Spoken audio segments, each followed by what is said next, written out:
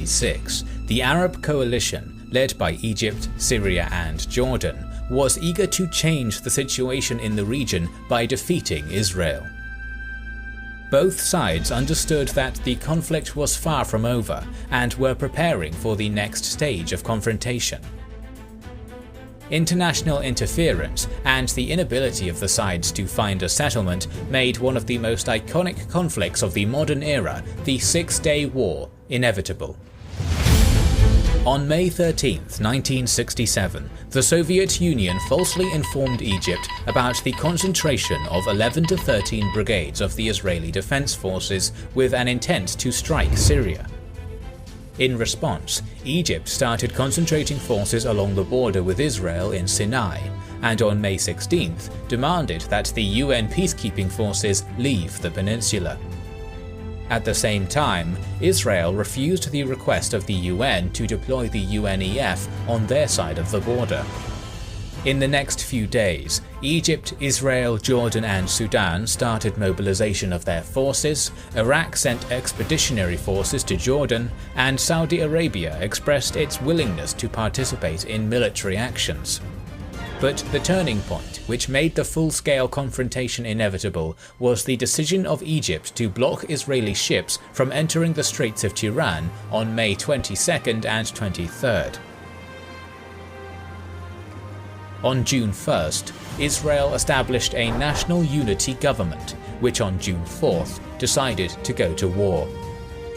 The Arab coalition of Egypt, Jordan and Syria had an advantage over Israel in deployed troops, with 240,000 against 100,000, in tanks with 2,504 against 800, and in aircraft with 957 against 300. Israel planned to strike on June 5th with Operation Focus, which aimed to destroy the Egyptian Air Force. Israeli media published false reports claiming Israeli soldiers were on vacation, while their pilots were carrying out training sorties as usual. Their intelligence helped make this training as realistic as possible. They also damaged the tracking antenna of the US Embassy to prevent the Americans finding out about the operation before the strike took place. The Israeli pilots were informed about the start of the operation only 5 hours in advance. At the same time, the Egyptian air defense system was effectively off on June 5th. Nearly 200 Israeli aircraft attacked 14 Egyptian airfields and caught them absolutely off guard. 338 Egyptian aircraft were destroyed and 100 pilots were killed within 3 hours. The Jordanian and Syrian air forces attacked Israel in retaliation at 11 AM on June 5th. The response of the Israeli Air Force was to attack their airfields, which led to the destruction of all 28 Jordanian, 53 Syrian and 10 Iraqi planes.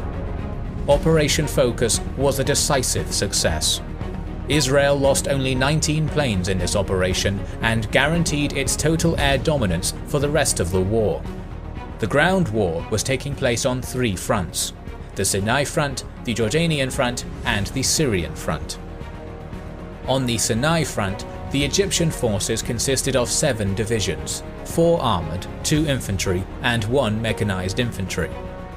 Egypt had 100,000 troops and 900 to 950 tanks in the Sinai, so Israel concentrated 3 divisions consisting of 6 armoured, 1 infantry, 1 mechanized infantry and 3 paratrooper brigades for a total of 70,000 men and 700 tanks along this front. Israel's plan was to catch the Egyptians off guard by attacking simultaneously with airstrikes, and attacking through the northern and central routes in the Sinai Peninsula instead of the central and southern routes used during the Sinai War. On the 5th of June at 7:50 AM, the northernmost Israeli division, consisting of 3 brigades and commanded by Major General Israel Tal, started its advance towards Arish through Gaza with an aim to encircle Khan Yunis, while the paratroopers were ordered to take Rafah. Initially, the Egyptians offered little resistance, since their intelligence concluded that this was a diversion rather than a main attack. However, soon resistance against the 60th Armoured Brigade ramped up. This did not stop the Israeli forces from reaching the Khan Yunis railway junction in 4 hours.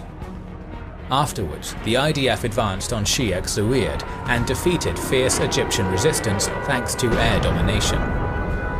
The road to Arish was open, and by 8 am on the 6th of July, elements of the 79th Armoured Battalion and the 7th Brigade entered the suspiciously quiet city. Suddenly the Egyptians started firing from the balconies and windows, and there was a heavy battle going on for control of the city. The IDF was only able to take full control of the city after reinforcements were sent. The northernmost division then split into 2 parts. One of them continued the advance on the Suez Canal, while the second group turned south and captured Bir Lafan and Jabal Libni.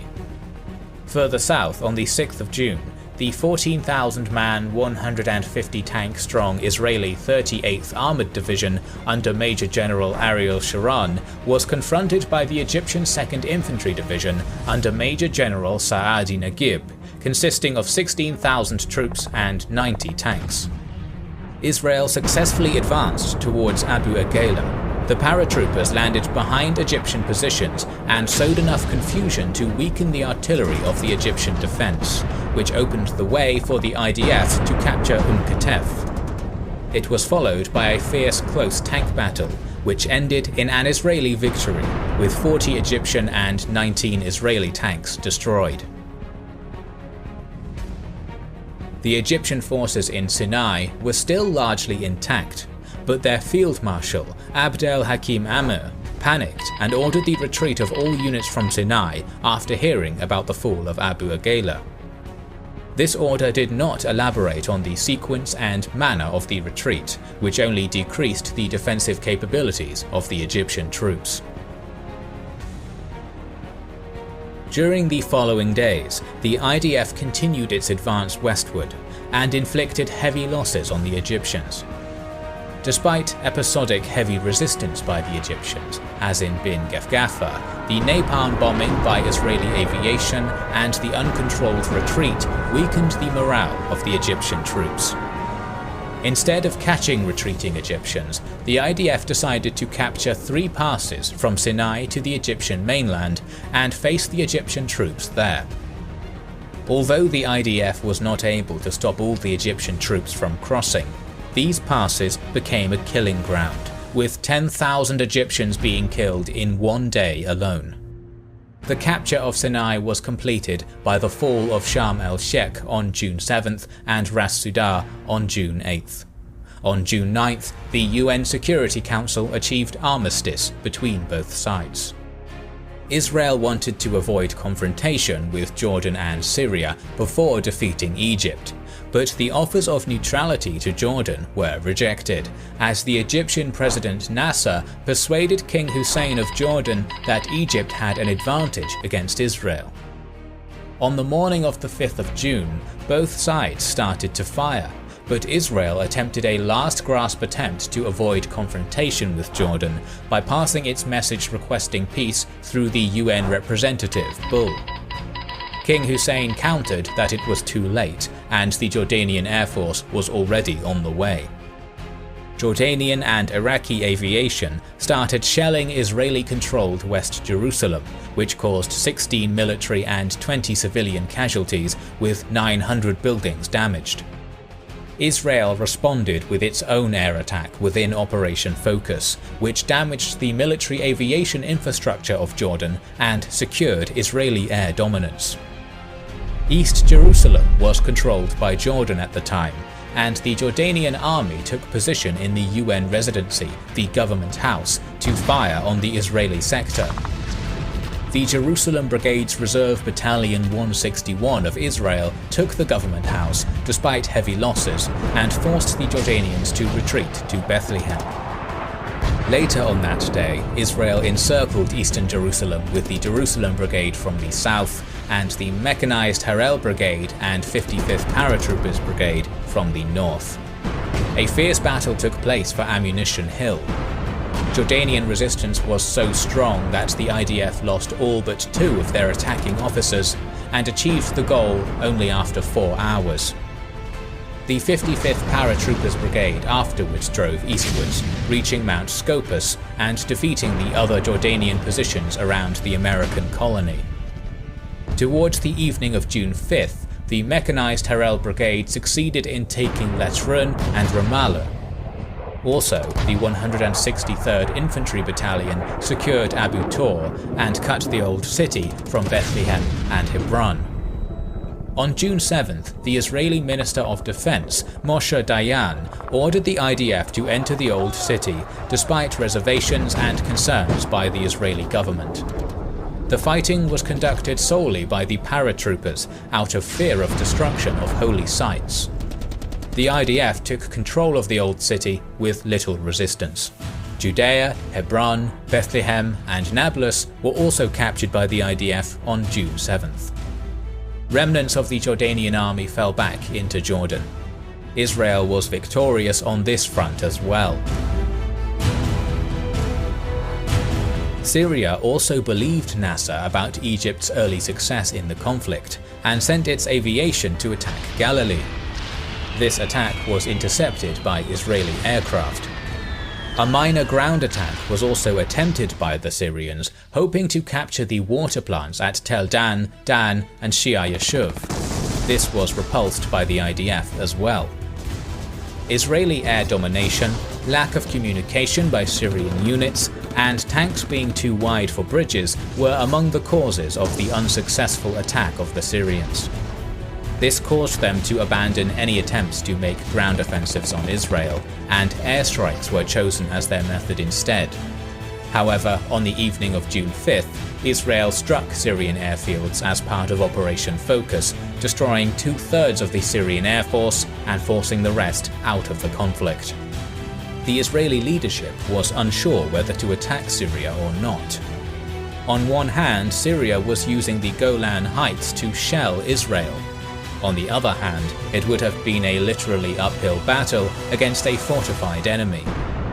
But intelligence about weakened positions of Syria in general, and in Golan Heights in particular, led Dayan to order an offensive on Golan without government authorization. The Israeli offensive started with airstrikes, which severely damaged the defensive infrastructure and morale of the Syrian army. The 8th Armoured Brigade, led by Colonel Albert Mandler, advanced into the Golan Heights from Givat Haim. Heavy fighting in unfavourable terrain led to numerous casualties on both sides, but with the help of their aircraft, the IDF ultimately captured the Zora, Kala, and Ein Fit fortresses. In the central sector, the Israeli 181st Battalion captured the strongholds of Dardara and Tel Hilal after fierce fighting. By the evening of June 9th, Israel reached the plateau, which allowed reinforcements to join them. By dawn, Israel had 8 brigades ready for an assault on the second line of defences. Soon, a ceasefire was negotiated around the so-called Purple Line. By the 11th of June, all military actions stopped. Up to 983 Israelis, 15,000 Egyptians, 700 Jordanians, and 2,500 Syrians were killed in action. Israel gained a huge victory. It seized the Gaza Strip, the Sinai Peninsula, the west bank of the Jordan River, including East Jerusalem, and the Golan Heights. About 1 million Arabs were placed under Israel's direct control in the newly captured territories. The Israeli victory came as a result of more efficient military leadership, better preparation of troops, and intelligence. But the Six-Day War was by no means the last conflict, and merely 6 years later, the confrontation escalated into another war. The sponsor of this video, Skillshare, is the premier online learning community with more than 22,000 classes that teach videography, productivity, photography, and more. Modern life is fast-paced and